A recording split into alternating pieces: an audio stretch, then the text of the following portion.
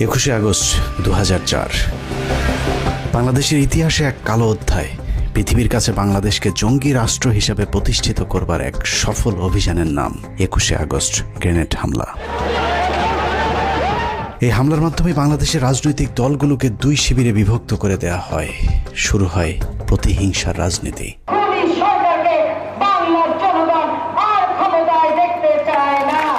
বাংলাদেশের রাজনীতিতে বিভাজনের সীমারেখা টেনে দিয়ে কার লাভ আর কার ক্ষতি সেই হিসেব করলেই বেরিয়ে যাবে কারা ঘটিয়েছিল নৃশংসতম সেই হত্যাকাণ্ডের ঘটনা। 2004 সালের 21শে আগস্ট আওয়ামী লীগের জনসভায় গ্রেনেড হামলায় মোট 24 জন নিহত হয়। নিহতের পর বাংলাদেশের কিছু গণমাধ্যম এবং আওয়ামী লীগের অভিযোগ যদি সত্যি হয় তাহলে বিষয়টা ঠিক এরকম দাঁড়ায়।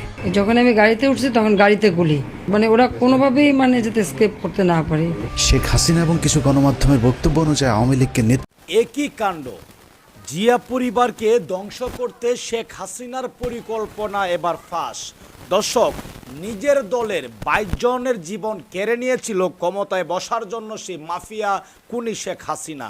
এবার সেই চাঞ্চল্যকর তথ্য বেরিয়ে এসেছে সাংবাদিক ইলিয়াস হুসাইনের ভিডিওতে। অত্যন্ত গুরুত্বপূর্ণ আজকের এই ভিডিওটি কেউ স্কিপ করে যাবেন না।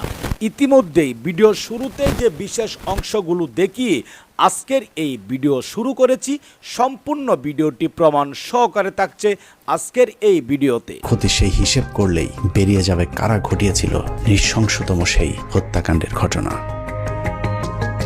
2004 সালের 21শে আগস্ট আওয়ামী লীগের জনসভায় গ্রেনেড হামলায় মোট 24 জন নিহত হয়। নিহতের পর বাংলাদেশের কিছু গণমাধ্যম এবং আওয়ামী লীগের অভিযোগ যদি সত্যি হয় তাহলে বিষয়টা ঠিক এরকম দাঁড়ায়। যখন আমি গাড়িতে উঠছি তখন গাড়িতে গুলি, ওরা কোনোভাবেই যাতে এসকেপ করতে না পারে। শেখ হাসিনা এবং কিছু গণমাধ্যমের বক্তব্য অনুযায়ী আওয়ামী লীগকে নেতৃত্ব শূন্য করতে চালানো হয়েছিল এই হামলা।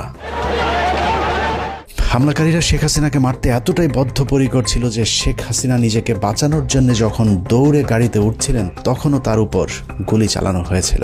যেই গুলির দাগ তার ব্যবহৃত মার্সিডিজ গাড়িতে লেগে থাকার দাবিও করেছিল আওয়ামী লীগ।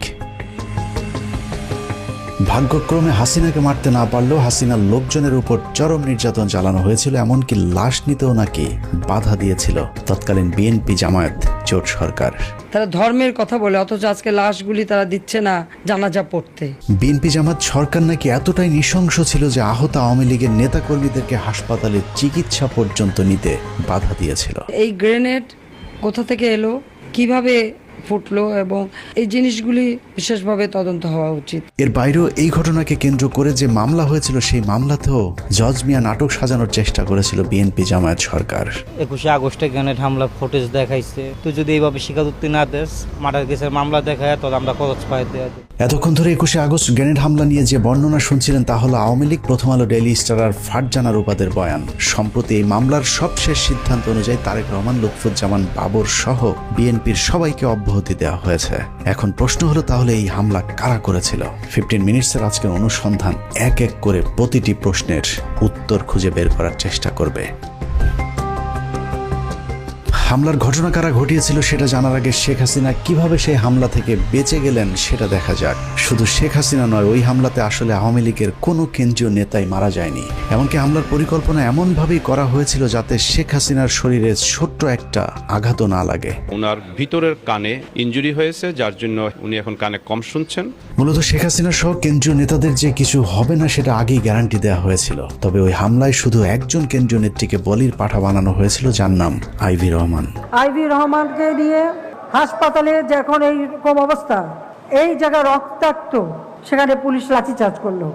আইভি রহমান সম্পর্কে দক্ষ অভিনেত্রী শেখ হাসিনা মাঝে মধ্যে যে মায়া কান্না করে থাকেন সেটা আসলে তার মনের কান্না নয়। মতিউর রহমান রেন্টু লিখেছেন, 1981 সালে শেখ হাসিনা দেশে ফেরার পর জিল্লুর রহমান তার স্ত্রী আইভি রহমানকে নিয়ে শেখ হাসিনাকে দেখতে গিয়েছিলেন। আইভিকে দেখে তেলে বেগুনে জ্বলে উঠেছিলেন শেখ হাসিনা।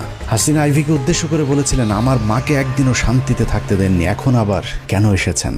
এ সময় জিল্লুর রহমান চোখ টিপে আইভি রহমানকে চলে যেতে বললে আইভি রহমান সেখান থেকে সরে যান। মূল ঘটনা হলো শেখ হাসিনার মা ফজিলাতুন্নেসা আইভি রহমানের সাথে শেখ মুজিবকে সন্দেহ করতেন, যে বিষয়টি নিয়ে মাঝে মধ্যেই পরিবারে ঝগড়াঝাটিও হতো। কিন্তু এত কিছুর পরও শেখ মুজিবের সবসময় আইভি রহমানের প্রতি ছিল একটা বিশেষ ভালোবাসার দৃষ্টি।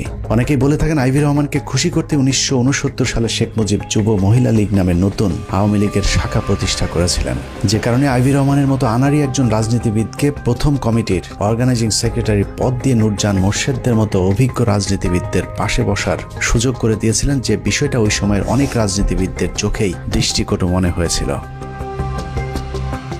যে কারণে আইভি রহমানের মৃত্যুতে পৈশাচিক আনন্দ উপভোগ করেছিলেন শেখ হাসিনা। কত নিখুঁতভাবে ভয়ঙ্কর এই হামলার ছক সাজানো হয়েছিল সেটা পরিষ্কার করতে আওয়ামী লীগ এবং শেখ হাসিনার ওই দিনের কয়েকটি কর্মকাণ্ড দেখলেই সবকিছু পরিষ্কার হয়ে যাবে। সন্ধ্যের তালিকায় প্রথমে মুক্তাঙ্গন থেকে সমাবেশের জায়গা পরিবর্তন। মুক্তাঙ্গনের যেই জায়গায় সমাবেশ ডাকা হয়েছিল তার দুদিকে খোলা রাস্তা, একদিকে জিপিও, অদূরে সচিবালয়ে অবস্থিত। মুক্তাঙ্গনে সমাবেশ করলে গ্রেনেড হামলার জন্য সুবিধামতো ভবনে অবস্থান করা সম্ভব হতো না, যে কারণে পুলিশের কাছে মুক্তাঙ্গনে সমাবেশের অনুমতি চেয়েও সমাবেশের নির্ধারিত সময়ের 2 ঘন্টা আগে হঠাৎ করে নেতাকর্মীদেরকে জানানো হয় মুক্তাঙ্গনে নির্ধারিত সমাবেশটি আওয়ামী লীগের কেন্দ্রীয় কার্যালয়ের সামনে অনুষ্ঠিত হবে। প্রশ্ন আসতে পারে, আওয়ামী লীগ তো আগেই জানতো মুক্তাঙ্গনের আশপাশে কোনো বড় ভবন নেই, তাহলে তারা কেন আগে থেকে দলীয় কার্যালয়ের সামনে সমাবেশ করার অনুমতি চায়নি? এর কারণ, পুলিশ যদি আগে থেকেই জানতো যে আওয়ামী লীগ কার্যালয়ের সামনেই সমাবেশ অনুষ্ঠিত হবে, তাহলে তারা পর্যাপ্ত নিরাপত্তার ব্যবস্থা করতে পারত। কিন্তু পুলিশ যতক্ষণে দেখল নেতাকর্মীরা সবাই মুক্তাঙ্গন খালি করে দলীয় কার্যালয়ের দিকে ছুটে যাচ্ছেন, ততক্ষণে শতভাগ নিরাপত্তা নিশ্চিত করার সময় শেষ হয়ে যায়। আইনশৃঙ্খলা বাহিনী যেন নিরাপত্তা নিশ্চিতের সুযোগ না পায়, এটাই ছিল তাৎক্ষণিক স্থান পরিবর্তনের মূল কারণ। মুক্তাঙ্গনে আওয়ামী লীগের 21শে আগস্টে গ্রেনেড হামলা হয়, ওইটার যে এই জনসভাটা হওয়ার কথা ছিল, এইখানে এটা সেটা হওয়ার কথা ছিল। আগস্ট থেকে এক প্লাটুন ফোর্স মোতায়েন ছিল সকাল 9টা থেকে, যাতে এখানে কোনো ধরনের সাবভার্সিভ কোনো কাজ কারবার কেউ করতে না পারে, কোনো নিরাপত্তা বিঘ্নিত ঘটাতে না পারে, এই জন্য সিকিউর করা ছিল পুরোটাই। ওনারা কাউকে না জানিয়ে, পুলিশকে না জানিয়ে চেঞ্জ করলো, তখন তো ধরেন একটা উল্টাপাল্টা কিছু একটা হয়ে গেল। সেটা আসলে ওনাদের দায়িত্ব ছিল আমাদেরকে জানানো। আওয়ামী লীগের ওই দিনের জনসভায় এরকম আরো অনেক অস্বাভাবিক ঘটনা ঘটেছে, যা সচরাচর আওয়ামী লীগের সমাবেশগুলোতে দেখা যায় না। যেমন শেখ হাসিনা প্রধান অতিথি হিসেবে পূর্ব নির্ধারিত এরকম একটি সমাবেশ কখনোই ট্রাকের উপর দাঁড়িয়ে ভাষণ দেননি। সাধারণত তাৎক্ষণিক কোনো সভা সমাবেশের ক্ষেত্রে বা শেষ মুহূর্তে অনুমতি পাওয়া সমাবেশগুলোতে মঞ্চ হিসেবে ট্রাক ব্যবহার করা হয়, কিন্তু 4 দিন আগে অনুমতি পাওয়া সমাবেশে কেন ট্রাকের ব্যবহার করা হলো সেটাও রহস্যজনক প্রশ্নের তালিকায় রাখতে হবে। বিভ্রান্তি তৈরি করতে আওয়ামী লীগ অনেক সময় দাবি করে থাকে তাদেরকে সমাবেশের অনুমতি না দেওয়ার কারণেই নাকি শেষ মুহূর্তে ট্রাকের উপর মঞ্চ তৈরি করতে বাধ্য হয়েছিল, কিন্তু আমাদের অনুসন্ধান বলছে অন্য কথা। একটি গোয়েন্দা সংস্থা থেকে পাওয়া নথিতে দেখা যায় 2004 সালের 21শে আগস্টের 4 দিন আগে 17ই আগস্ট পুলিশের কাছে আওয়ামী লীগের উপদপ্তর সম্পাদক ওহিদুল ইসলাম স্বাক্ষরিত একটি আবেদন করা হয়েছিল। আবেদনে জিপিওর পার্শ্বস্থ মুক্তাঙ্গনে সমাবেশের জন্য জায়গা চাওয়া হলে পুলিশের তৎকালীন ডিসি পূর্ব সে আবেদনটি মঞ্জুর করেন।